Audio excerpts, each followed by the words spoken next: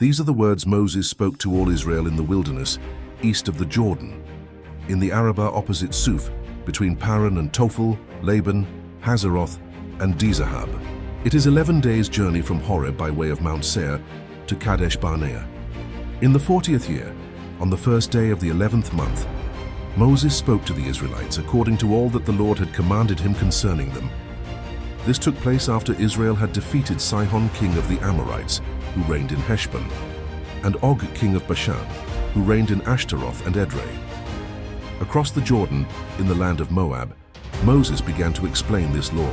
Moses said that the Lord our God spoke to us at Horeb, and said that we had stayed long enough at that mountain.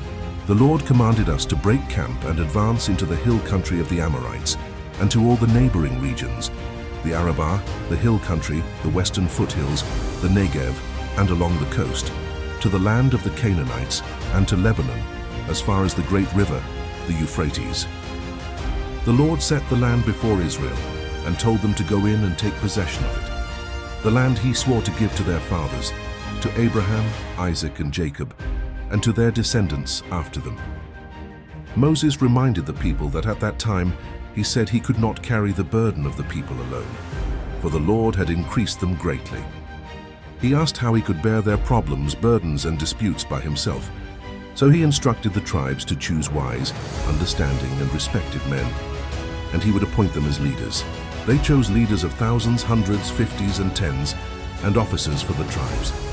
Moses charged the judges to hear cases fairly, showing no partiality, judging the small and the great alike, and not being afraid of anyone, for judgment belongs to God.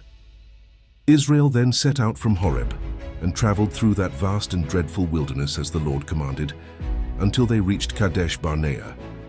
There Moses told them they had reached the hill country the Lord was giving them. He urged them not to be afraid, but to go up and take possession of the land.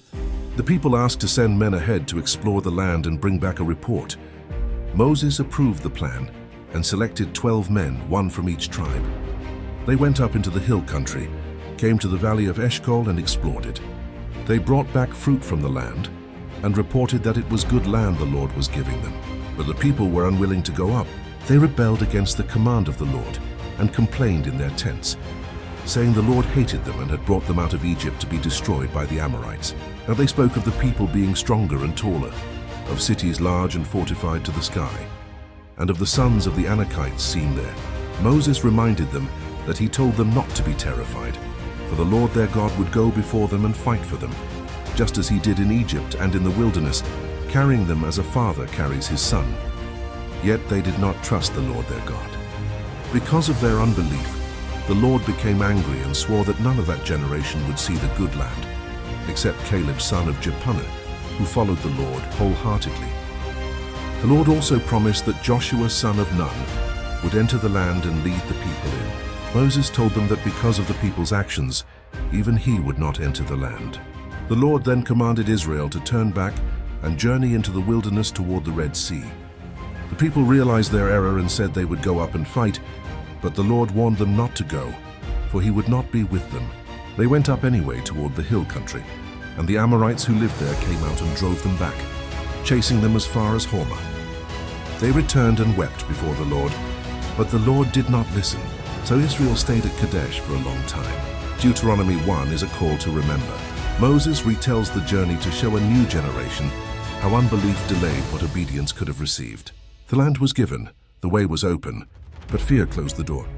This chapter teaches that God is faithful to lead, faithful to promise, and patient to instruct, but trust is required to move forward. Next comes Deuteronomy 2, where Moses recounts the years of wandering and how the Lord guided Israel around Edom, Moab, and Ammon according to his purpose.